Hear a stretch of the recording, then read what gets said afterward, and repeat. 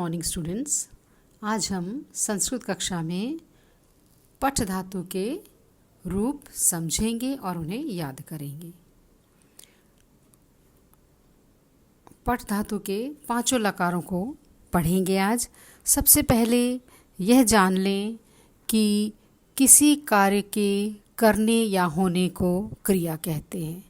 जिस शब्द से किसी काम के करने या होने का बोध हो वह शब्द क्रिया कहलाता है। जैसे भवति यानी होता है, करोति करता है, और क्रिया के मूल रूप को धातु कहते हैं। जैसे भू यानी होना, क्र यानी करना।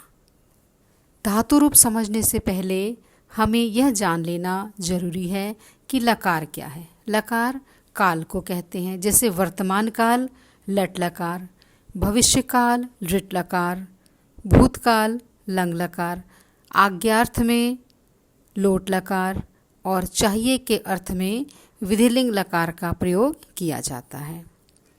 पठ धातु पढ़ने से पहले कुछ सर्वनाम शब्दों को समझ लेते हैं, जिससे हमें पठ धातु के रूप का जब हम प्रयोग करेंगे तो उसमें हमें आसानी हो जाएगी। देखिए, प्रथम पुरुष, मध्यम पुरुष, उत्तम पुरुष पहले पढ़ चुके हैं। प्रथम पुरुष को हम अन्य पुरुष भी कहते हैं। वो व्यक्ति जो हमारे सामने उपस्थित नहीं है, जिसके विषय में हम बात कर रहे हैं। मध्यम पुरुष जिससे हम बात कर रहे हैं। उत्तम पुरुष यानी जो बात कर रहा है। प्रथम पुरुष में आएंगे सह, तौ, ते। सह यानी वह, तौ यानी वह दोनों, ते यानी वे सब। त्वम तुम, युवाम तुम दोनों, यूयम तुम सब। अहम मैं, आवाम हम दोनों, वयम हम सब। ये सर्वनाम शब्द आप पहले पढ़ चुके हैं। इनको इसलिए दोहराया गया ताकि जब आप पठ धातु के रूप याद करेंगे तो आपको उनके अनुवाद करने में आसानी होगी। अब देखिए, पठ धातु, पठ यानी पढ़ना। पठ धातु का लट लकार, लट लकार यानी वर्तमान काल, प्रेजेंट टेंस। जो क्या बताता है प्रेजेंट टेंस? कि काम जो है वो चल रहा है, काम अभी हो रहा है। तो प्रथम पुरुष में होगा पठति, पठतः, पठन्ति। मध्यम पुरुष पठसि, पठथः, पठत। उत्तम पुरुष पठामि, पठावः, पठामः। पठति पढ़ता है, पठतः दो पढ़ते हैं, पठन्ति सब पढ़ते हैं, माने बहुत से लोग पढ़ते हैं। पठसि पढ़ते हो, पठथः दोनों पढ़ते हो, पठत सब पढ़ते हो। पठामि पढ़ता हूँ, पठाव दोनों पढ़ते हैं, पठाम सब पढ़ते हैं। अब इनका देखिए, जब हम इनको अनुवाद में करेंगे तो कैसे करेंगे? पठती के संग लगेगा स, सह पठती, वह पढ़ता है। तौ पठत, वे दोनों पढ़ते हैं। ते पठन्ति, वे सब पढ़ते हैं। त्वम पठसि, तुम पढ़ते हो। युवाम पठतः, तुम दोनों पढ़ते हो। यूयम पठत, तुम सब पढ़ते हो। अहम पठामि, मैं पढ़ता हूँ। आवाम पठावः, हम दोनों पढ़ते हैं।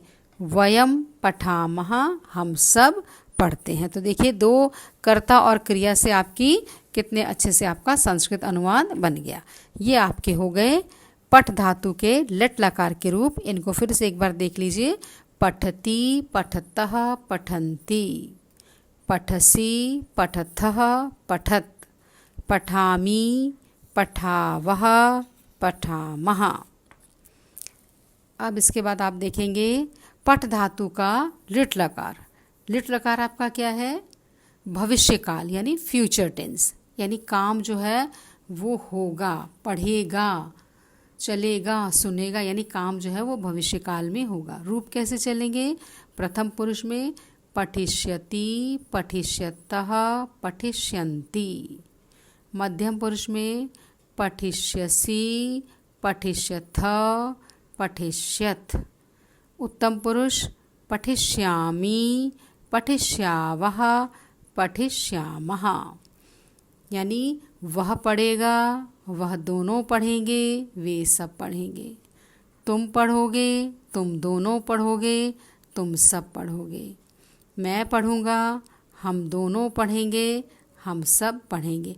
और अनुवाद के समय फिर इसको आप क्या करोगे, जो सर्वनाम शब्द है ना, सह पठिष्यति, तौ पठिष्यतः, ते पठिष्यन्ति, त्वं पठिष्यसि, युवां पठिष्यतः, यूयं पठिष्यतः, अहं पठिष्यामि, आवां पठिष्यावः, वयं पठिष्यामः। तो सब जो है सर्वनाम शब्द आप ऐसे लगाते चले जाएंगे, आपका अनुवाद बन जाएगा।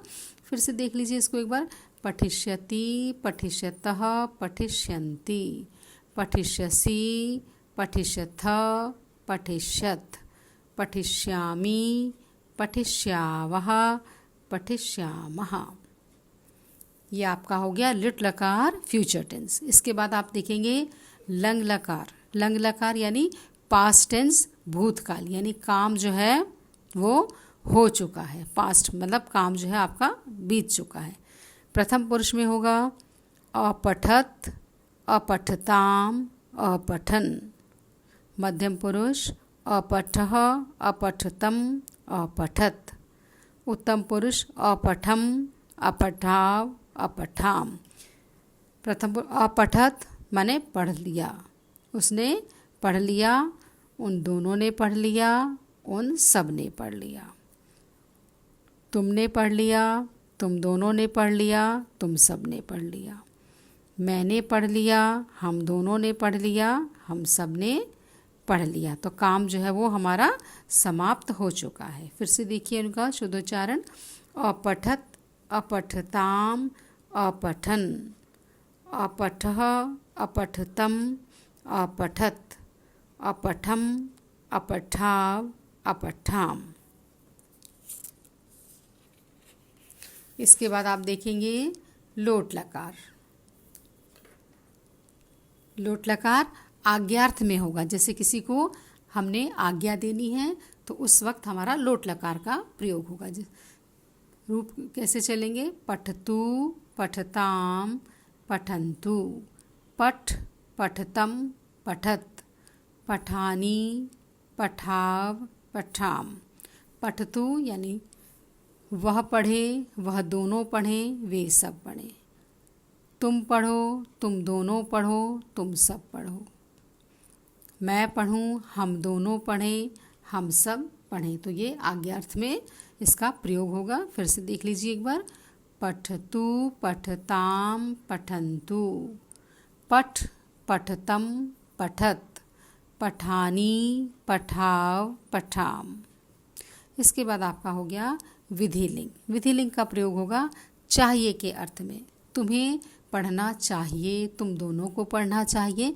तो चाहिए के अर्थ में विधिलिंग लकार का प्रयोग किया जाता है। रूप चलेंगे पठेत, पठेताम, पठेयुः। पठेः, पठेतम, पठेत। पठेयम, पठेव, पठेम। पठेत उसे पढ़ना चाहिए, उन दोनों को पढ़ना चाहिए, उन सबको पढ़ना चाहिए। तुम्हें पढ़ना चाहिए, तुम दोनों को पढ़ना चाहिए, तुम सबको पढ़ना चाहिए। मुझे पढ़ना चाहिए, हम दोनों को पढ़ना चाहिए, हम सबको पढ़ना चाहिए। तो चाहिए के अर्थ में जो है विधिलिंग का प्रयोग होता है। फिर से देखिए एक बार। पठेत, पठेताम, पठेयुः। पठे, पठेतम, पठेत। पठेयम, पठेव, पठेम।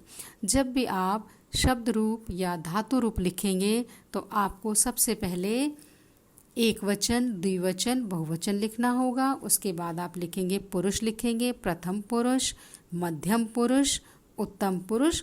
उसके बाद आप किस लकार में लिख रहे हैं आप रूप को, वो लकार लिखेंगे। जैसे वर्तमान काल है तो लट लकार, भविष्य काल है तो ऋट लकार, भूतकाल है तो लंग लकार, आज्ञार्थ है तो लोट लकार, और चाहिए के अर्थ में है तो विधिलिंग लकार। और उसके बाद फिर आप जो है इन धातु रूपों को लिखेंगे और इनको याद करेंगे।